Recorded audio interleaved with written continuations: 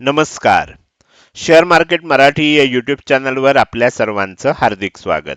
आजच्या या व्हिडिओमध्ये आपण मंगळवार दिनांक 30 जानेवारी 2024 साठीचं इंडेक्स व स्टॉकचं विश्लेषण करणार आहोत. मात्र या व्हिडिओला सुरुवात करण्यापूर्वी आपल्या सर्वांना एक नम्र सूचना आहे, ती म्हणजे या व्हिडिओच्या डिस्क्रिप्शनमध्ये आपण शेअर मार्केट मराठीच्या व्हॉट्सअप, टेलिग्राम आणि फेसबुक ग्रुपच्या लिंक दिलेल्या आहेत. तुम्ही ते ग्रुप जॉईन करू शकता. त्याचसोबत आपण तिथे शेअर मार्केट मराठीच्या वेबसाईटची लिंक सुद्धा उपलब्ध करून दिलेली आहे. आपण आपल्या वेबसाईटला अवश्य भेट द्या. या महत्त्वाच्या सूचनेनंतर आता आपण आपल्या मूळ विषयाकडे परत येऊया आणि आज सोमवारी मार्केटमध्ये कशा प्रकारे मूव्हमेंट झाली व उद्या मंगळवारी कशा प्रकारे होऊ शकते याचं विश्लेषण करण्यासाठी डायरेक्टली जाऊया चार्टवर. आणि इथे मी बँक निफ्टीचा 15 मिनिटाचा चार्ट ओपन केलेला आहे. तुम्ही बघू शकता की आज बँक निफ्टीमध्ये आपल्याला गॅप अप ओपनिंग बघायला मिळालं. आणि हे ओपनिंग कुठे झालं तर ह्याच्या आधीचा जो स्विंग हाय होता, तुम्ही जर इथे एक हॉरिझॉन्टल लाईन काढली तर तुमच्या लक्षात येईल की हा जो स्विंग हाय होता त्याच्या वर ओपन झालं. जनरली काय असतं, असा जो रेझिस्टन्स तयार झालेला असतो ह्याला आपल्याला जर ब्रेक करायचं असेल तर एक सगळ्यात सोपा आणि चांगला पर्याय असतो तो म्हणजे गॅप अप ओपनिंग.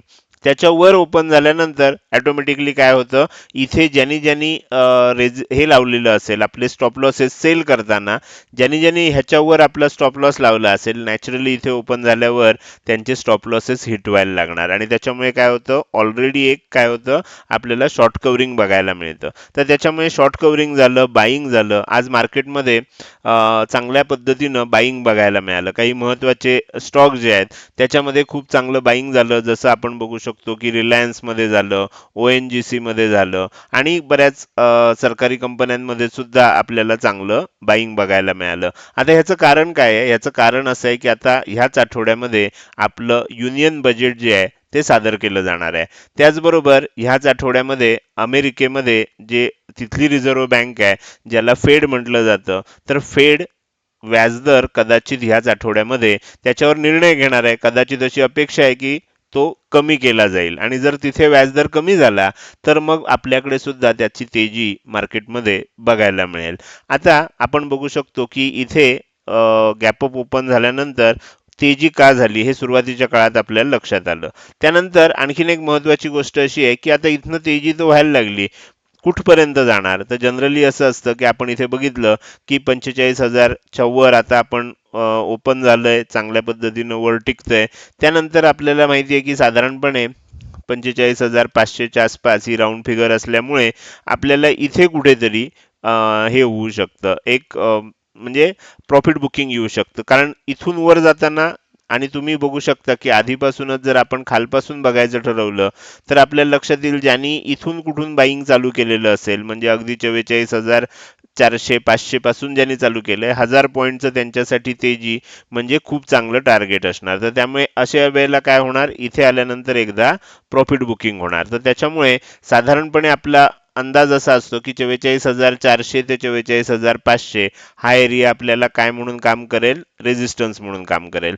कधी कधी काय होतं, कायम लक्षात ठेवा, समजा आपल्याला ही लेवल असेल, मी तुम्हाला इथे दाखवतो, साधारण ही लेवल आहे की 44,500च्या आसपास ही लेवल आहे बघा.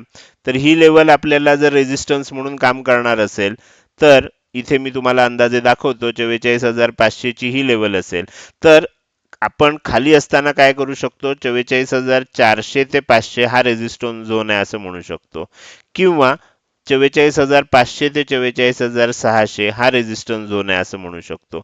याचं कारण असं आहे की 500च्या 100 पॉईंट आधी तरी किंवा 100 पॉईंट वर तरी कुठेतरी रेझिस्टन्स घेतला जाणार.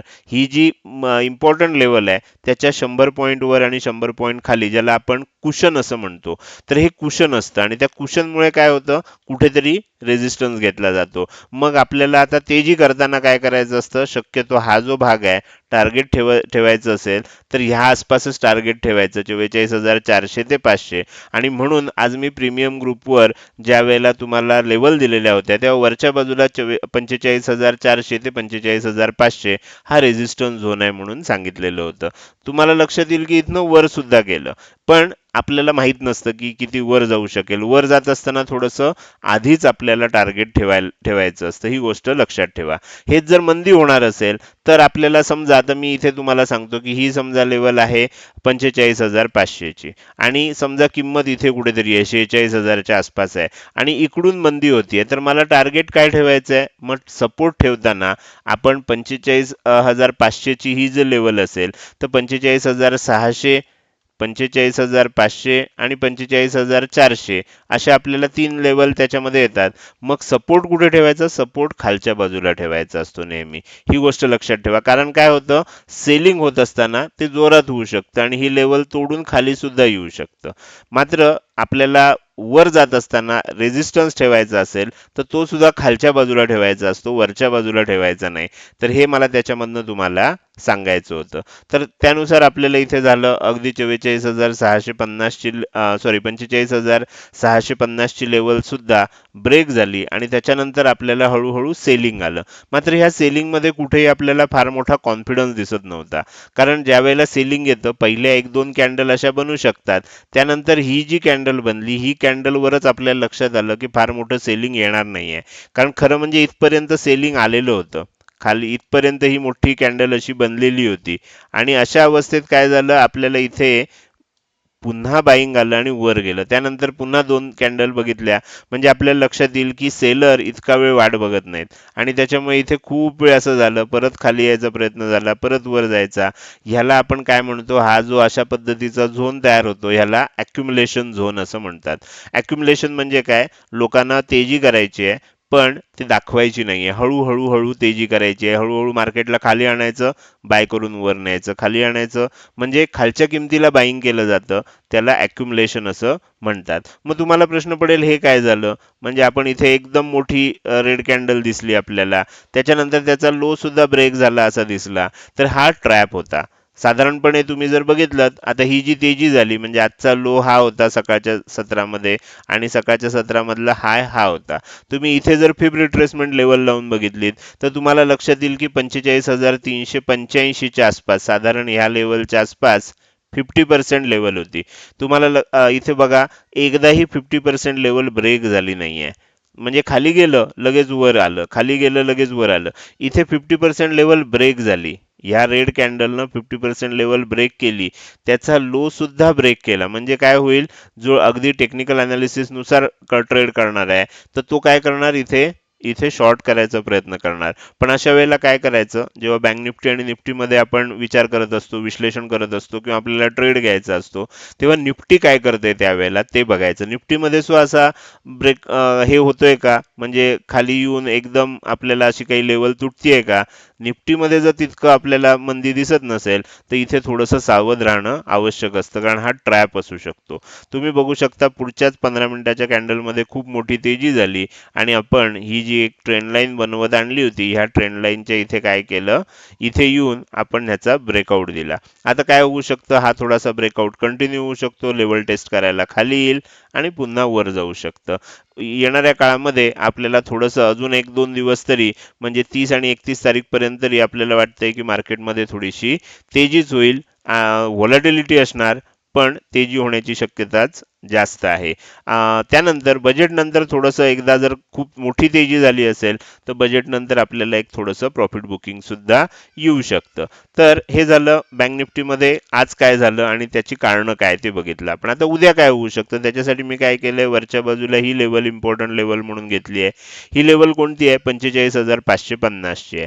त्यानंतर खालच्या बाजूची कोणती लेवल आहे, हा जो लो बनला होता शेवटी तो घेतलाय. कोणती लेवल आहे ही, 45,203 ची. आपण काय समजणार, 45,200 ही खालची इम्पॉर्टंट लेवल आहे, वरची 45,550 ही इम्पॉर्टंट लेवल आहे. आता ह्याच्यामध्ये काय होणार की ह्याच्यामध्ये आपल्याला 250 पेक्षा जास्तचा डिफरन्स असल्यामुळे आपण एक सेंटर लेवल सुद्धा काढलेली आणि ही जवळजवळ सेंटर लेवल कुठे आली आहे, 45,378, 380 च्या आसपास ही लेवल आहे.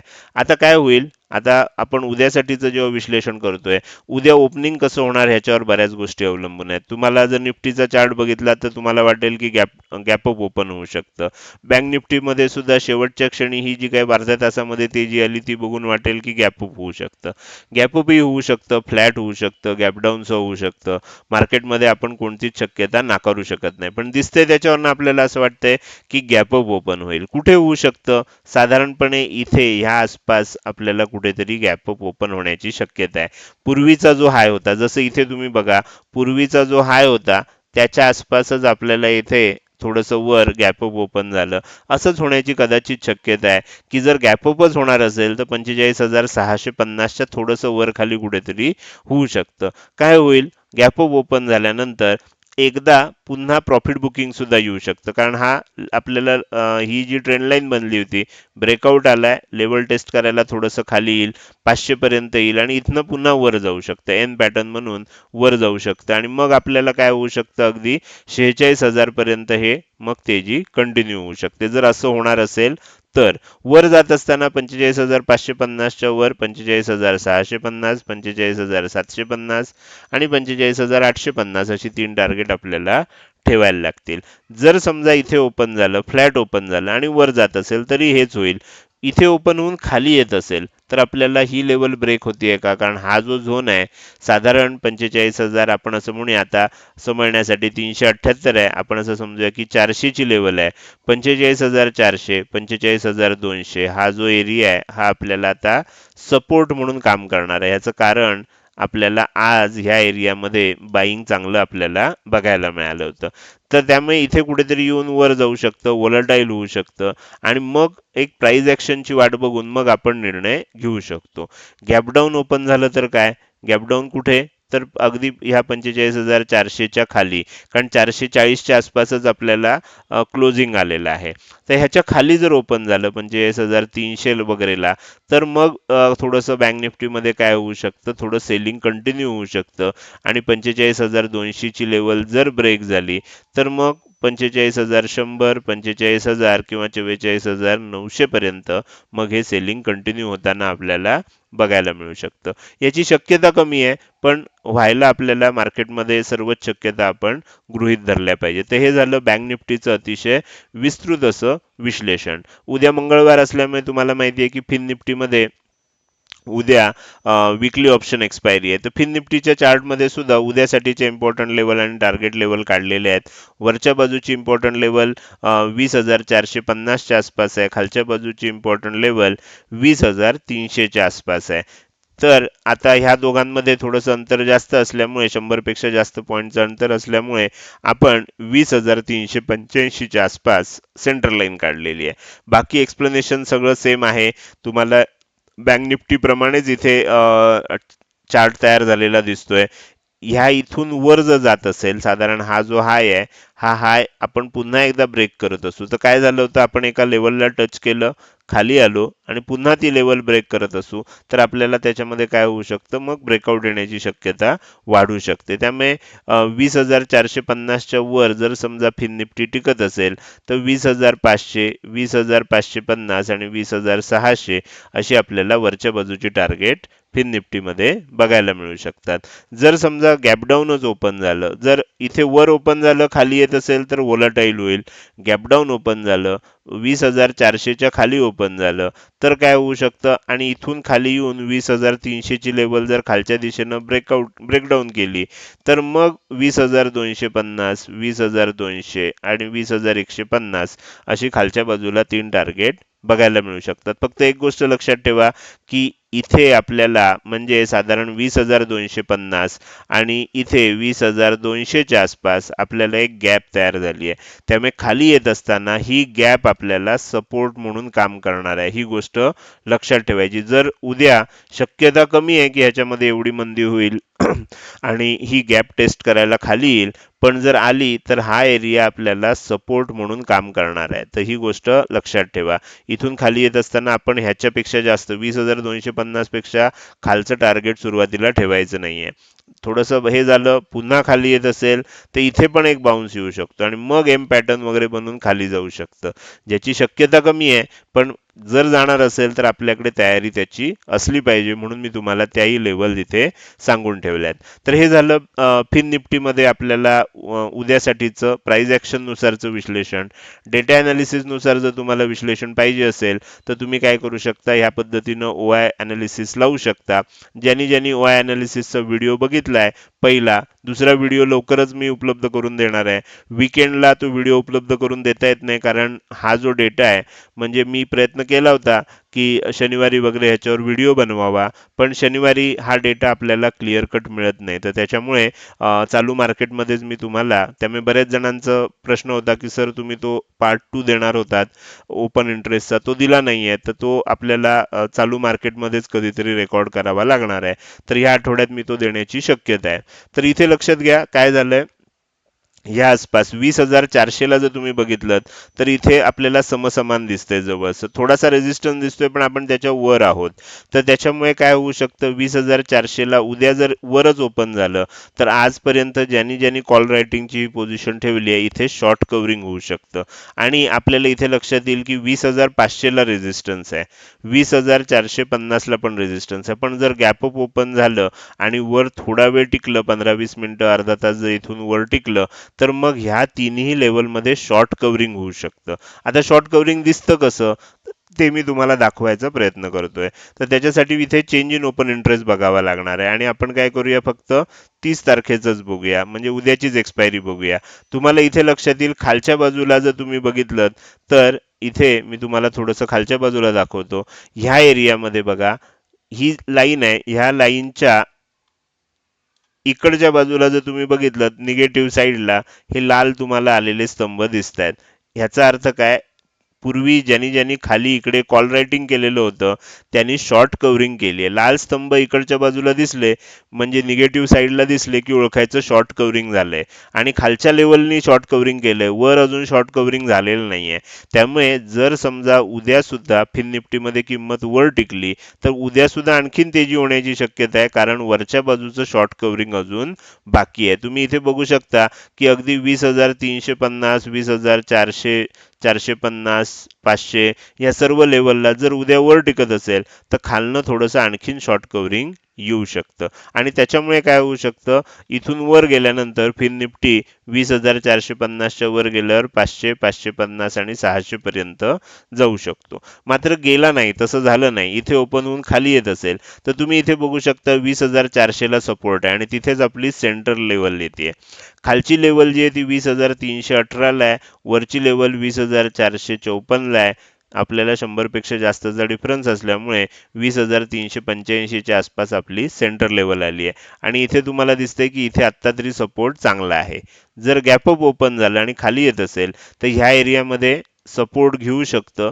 मग वर जात असताना वरच जाणार की इथून खाली येणार हे मग प्राइस ऍक्शन नुसार आपल्याला ठरवावं लागेल. गॅपडाऊन ओपन झालं तर मात्र जसे इकडे लाल स्तंभ दिसत आहेत तसे मग ह्या बाजूला हिरवे स्तंभ दिसायला लागतील, लॉंग अनवाइंडिंग होईल आणि मग खाली यायला लागेल.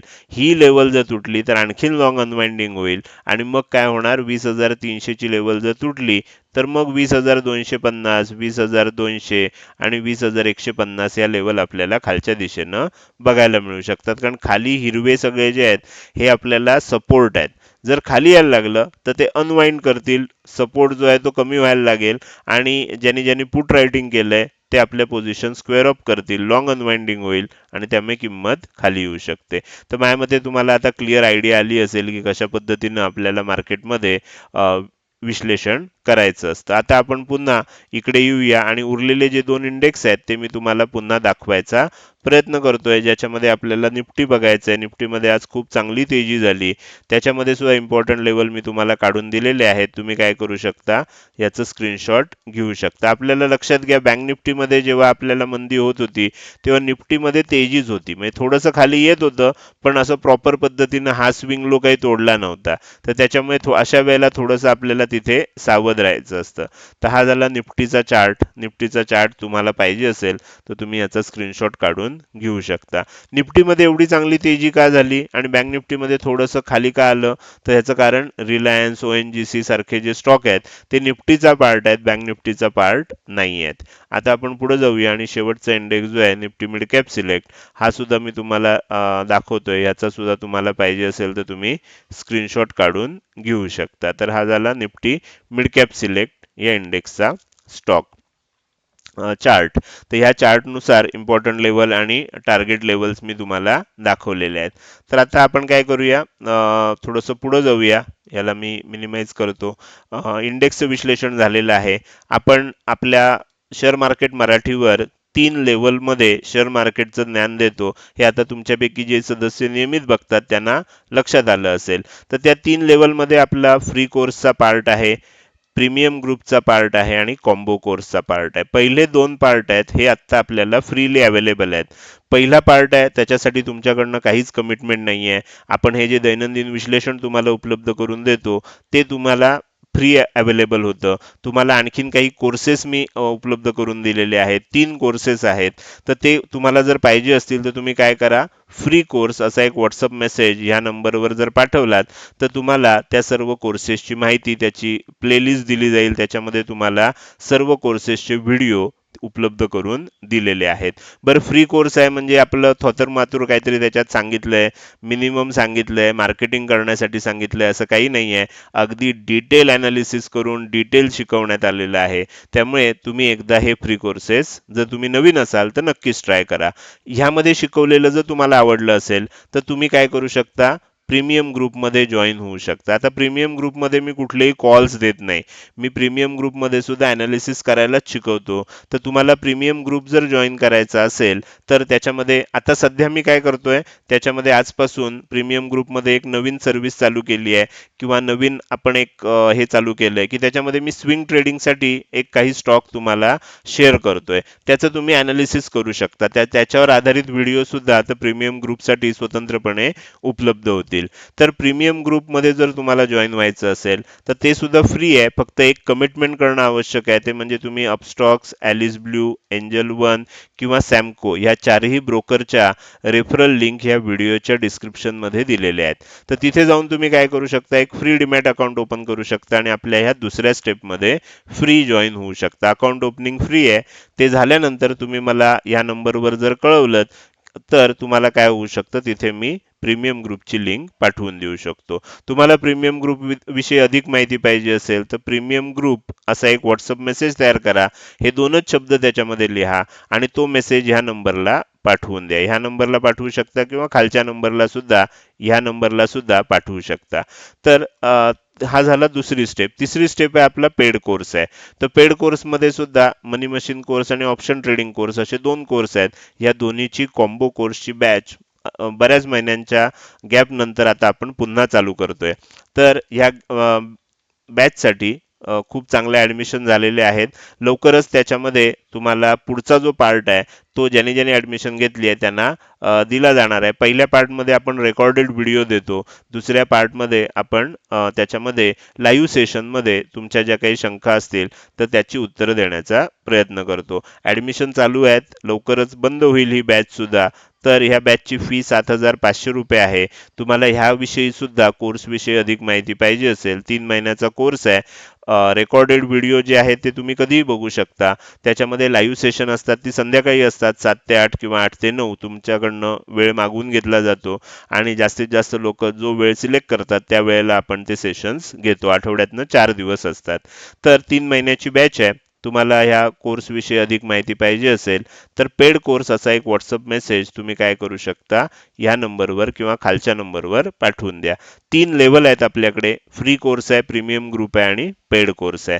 तर त्याची माहिती तुम्हाला इथे मी सांगण्याचा प्रयत्न केला आहे. आता आपण पुढे जाऊया आणि स्टॉकचं ॲनालिसिस करायला सुरुवात करूया. त्यासाठी मी तुम्हाला पुन्हा एकदा चार्टवर घेऊन येतोय. सगळ्यात पहिल्यांदा आपल्याला चार्टमध्ये टाइम फ्रेम जी आहे ही डेली सेट करायची आहे. डेली टाइम फ्रेम सेट करतो आणि त्यानंतर तुमच्यासाठी जे स्टॉक काढलेत ते इथे मी एकत्र केलेले आहेत. मात्र हे स्टॉक दाखवण्यापूर्वी तुम्हाला सगळ्यात महत्त्वाचं आजचं जी मोठी तेजी झाली याचं कारण असणारा जो स्टॉक आहे रिलायन्स तो एकदा दाखवतो आणि त्यानंतर मग तुम्हाला पुढचे स्टॉकचं विश्लेषण करायला सुरुवात करतो. रिलायन्स शक्यतो मी कव्हर करत नाही, पण आज कव्हर करतोय. ह्याच्या आधी सुद्धा एकदा कव्हर केला होता, ज्या वेळेला आपल्याला हा ब्रेकआउट येत होता. तुमच्यापैकी जे सदस्य नियमित बघतात तर त्यांना मी सांगितलं होतं की इथे आपल्याला ही जी लेवल होती ही रेझिस्टन्स लेवल होती. अनेक दिवस आपल्याला इथे म्हणजे ही ब्रेक होत नव्हती. तुम्ही त्याच्या मागे जाऊन जर बघणार असाल तर तुम्हाला ती लेवल का आली होती, कुठनं आली होती हे कळू शकेल. इथे तुम्हाला लक्षात येईल की साधारण जुलै 2023 मध्ये हा हाय बनलेला होता 2631 रुपयाच्या आसपास. तर ती आता आपण ह्याच्यामध्ये बघितलं तर बराच म्हणजे डिसेंबर एंड पासून अगदी जानेवारीचा अख्खा महिना आपण इथे बघितला की सुरुवातीचा काळ की ही लेवल ब्रेक होत नव्हती. ज्या वेळेला आपल्याला हे ब्रेकआउट आलं, मी थोडंसं झूम करतो म्हणजे तुम्हाला क्लिअर दिसेल. 2630चं ब्रेकआउट आलं त्यावेळेला मी कव्हर केलं होतं की आता ह्याच्यामध्ये खूप मोठी तेजी होणार. मात्र तेजी होताना कायम लक्षात ठेवा, ब्रेकआउट आल्यानंतर मी नेहमी सांगतो की ब्रेकआउट आल्यानंतर एक तेजी होते, लेवल टेस्ट करायला एकदा खाली येतं आणि मग एन शेप बनतं. ज्यांना अजूनही ह्या गोष्टीवर विश्वास बसत नसेल त्यांनी पुन्हा एकदा इथे प्राइस पॅटर्न बघा. ही तेजी म्हणजे असं किती वेळा होतं, 60-70% वेळा तरी असं होतं. 100% वेळा असंच होईल असं नाही. कधी कधी काय होतं, डायरेक्ट सरळ सरळ किंमत वर जाते. पण 60-70% वेळा असं होतं की इथनं एक ब्रेकआउट येतो, किंमत वर जाते, लेवल टेस्ट करायला परत खाली येते आणि मग वर जाते. तर आपल्याला इथे ज्या वेळेला ब्रेकआउट आला त्यावेळेला मी सांगितलं होतं की 2630 ची लेवल ब्रेक करतोय, 2700, 2800, 2900 रुपयापर्यंत, अगदी 3000 रुपयापर्यंत जाऊ शकतो, असा तो व्हिडिओ आहे. आता मी दरवेळेला ते व्हिडिओचं क्लिपिंग काढून दाखवणार नाही. ज्यांनी व्हिडिओ नियमित बघितले असेल आणि लक्षात ठेवलं असेल तर त्यांना लक्षात आलं असेल की आज आपण 2900 ही लेवल जी आहे ही टच केलेली आहे रिलायन्समध्ये. म्हणजे आपली जी तिन्ही टार्गेट होती ती रिलायन्समध्ये अचीव झालेली आहेत. तर आता काय होऊ शकतं, अजूनही जाऊ शकतो, 3000 पर्यंत जाऊ शकतो आणि त्यानंतर मग हळूहळू प्राइस ऍक्शन बघून आपल्याला पुढचे निर्णय घ्यावे लागतील. तर हा झाला एक स्टॉक ज्याचं नाव आहे रिलायन्स. आज काही मी त्याचं विश्लेषण करत नाहीये, तुम्हाला फक्त मागच्या स्टॉकची आठवण करून देतोय. त्यानंतर आपण आता पुढचा स्टॉक बघणार आहे, तो आहे पीएफसी. पीएफसी सरकारी कंपनी आहे, भारत सरकारची कंपनी आहे, पॉवर फायनान्स कॉर्पोरेशन. इथे सुद्धा तुम्हाला लक्षात येते जसं रिलायन्समध्ये अनेक दिवसांचं एक रेजिस्टन्स लेवल होती, एकदा एक हाय बनलेला होता आणि आता बघितलं तर हळूहळू हळूहळू आपण वर जात होतो. आता इथे सुद्धा गेलो, ब्रेकआउट द्यायचा प्रयत्न झाला, खाली आलं आणि पुन्हा वर जातोय. आता ब्रेकआउट मिळालेला आहे, 428-29च्या आसपासची लेवल आहे, ही ब्रेक करून आता आपण वर चाललोय. काय होऊ शकतं इथे सुद्धा, आणखीन थोडं वर जाईल. किती वर जाईल सांगता येत नाही, कारण आता ओपन ब्ल्यू स्काय मध्ये आहे. थोडंसं खाली येईल आणि मग परत वर जाऊ शकतं. तर अशा पद्धतीनं होण्याची शक्यता आहे. तर पीएफसीच्या स्टॉकवर आता तुम्ही लक्ष ठेवू शकता. म्हणजे असे स्टॉक जे ब्रेकआउटला आलेले आहेत त्याच्यामध्ये आपल्याला जर लक्ष ठेवलं तर त्याच्यामध्ये स्विंग ट्रेडिंग किंवा त्याचं विश्लेषण कसं करायचं हे आपण नक्कीच ओळखू शकतो. आता आपण पुढे जाऊया आणि पुढचा जो स्टॉक आहे तो मी तुम्हाला दाखवतोय, तो आहे युनायटेड ब्रेवरीज लिमिटेड. मुद्दाम मी ह्याच्यामध्ये बिअरिश पॅटर्न तयार होतोय म्हणून हा स्टॉक घेतला. इथपर्यंत तेजी झाली होती पूर्वी, त्यानंतर एक मंदी झाली इथपर्यंत, पुन्हा इथपर्यंत तेजी झाली आणि आता मंदी होतीये. एम पॅटर्न बनवतोय. जर समजा ही लेवल खालच्या बाजूनं ब्रेक केली, 1178, 1180च्या आसपास लेवल आहे, 1179च्या आसपास लेवल आहे, ही जर खालच्या बाजूनं ब्रेक केली तर काय होऊ शकतं, तर तुम्ही काय करायचं त्याच्यासाठी, एम पॅटर्नला तुम्हाला जे सदस्य नियमित आहेत त्यांना माहिती आहे की 1178 पासून हा हाय बघायचा. म्हणजे इथे 1778 पासून हा हाय बघायचा, 1880च्या वर आहे. म्हणजे जवळजवळ 110 पॉईंटच्या आसपास हे डिफरन्स आहे. तर 110-120 पर्यंत हा डिफरन्स आहे. जर समजा इथून खाली गेलं तर साधारण आणखीन 100 म्हणजे 1780 आहे, आपल्याला 1680 पर्यंत आपण टार्गेट ठेवू शकतो. आणि तुमच्या लक्षात येईल की 1680च्या आसपासच आपल्याला पूर्वीचा स्विंग लो सुद्धा आहे. त्यामुळे इथून जर खाली येणार असेल, थोडंसं मी आधीच सांगतोय, कारण ब्रेकआउट झाल्यानंतर आपल्याला कधी कधी तो स्टॉक मग हाताला मिळत नाही. तर जर समजा खाली जाणार असेल तर ह्याच्यावर लक्ष ठेवू शकता आणि ही टार्गेट येते का आपल्याला 1:1 टार्गेट हे तुम्हाला बघता येईल. त्यानंतर हा झाला युनायटेड ब्रिव्हरीज लिमिटेड. त्यानंतर आपण पुढचा स्टॉक बघणार आहोत, हा सुद्धा आहे क्रॉम्प्टन ग्रीव्ज. ह्याच्यामध्ये सुद्धा काय झालंय, मुद्दाम मला पॅटर्न दाखवायचे आहेत म्हणून मी हा स्टॉक घेतलाय. इथे बघा कंटिन्युअस सेलिंग झालं होतं, नंतर एक बाउन्स आला, थोडंसं वर जायचा प्रयत्न झाला, इनसाइड कॅन्डल बनली इथे. मात्र त्या इनसाइड कॅन्डलच्या आतमध्ये आता इनसाइड कॅन्डल बनतायत, वर जायचा प्रयत्न झाला, पुन्हा आपण खाली आलोय. आणि जर समजा आता हा पूर्वी झालेला लो जर ब्रेक झाला तर काय होऊ शकतं, ह्या स्टॉकमध्ये आणखीन मंदी होऊ शकते. साधारणपणे हा लो ब्रेक झाल्यानंतर पहिलं टार्गेट अगदीच जवळ आहे 298चं, मात्र ते जर ब्रेक झालं तर आपण खूप खाली येऊ शकतो, अगदी 285 रुपयापर्यंत सुद्धा खाली येऊ शकतो. तर हा क्रॉम्प्टन ग्रीव्हचा स्टॉक आहे, ह्याच्यामध्ये मंदी झाली, बायरनी थोडं वर न्यायचा प्रयत्न केला, मात्र सेलरनी पुन्हा खाली आणलंय. त्यामुळे आता हा सुद्धा एन शेपच बनतोय, उलटा एन आहे. हा जर ब्रेकआउट आला तर आणखीन खाली आपण जाऊ शकतो. तर हे झालं स्टॉक्स ज्याचं विश्लेषण आज आपण केलं. तर आतापर्यंत आपण इंडेक्स आणि स्टॉकचं विश्लेषण केलं. हे विश्लेषण तुम्हाला कसं वाटलं? जर आवडलं असेल तर नक्कीच तुम्ही या व्हिडिओला लाईक करू शकता आणि कसं वाटलं हे कमेंट सेक्शनमध्ये टाईप करून सांगायला विसरू नका. लक्षात ठेवा, तुमची एक लाईक आणि एक चांगली कमेंट हीच माझ्यासाठी प्रेरणा असते, ज्याच्या साहाय्यानं रोजच्या रोज हे विश्लेषणाचे व्हिडिओ मी बनवत असतो. त्यामुळे या व्हिडिओला लाईक आणि चांगल्या चांगल्या कमेंट अवश्य करा.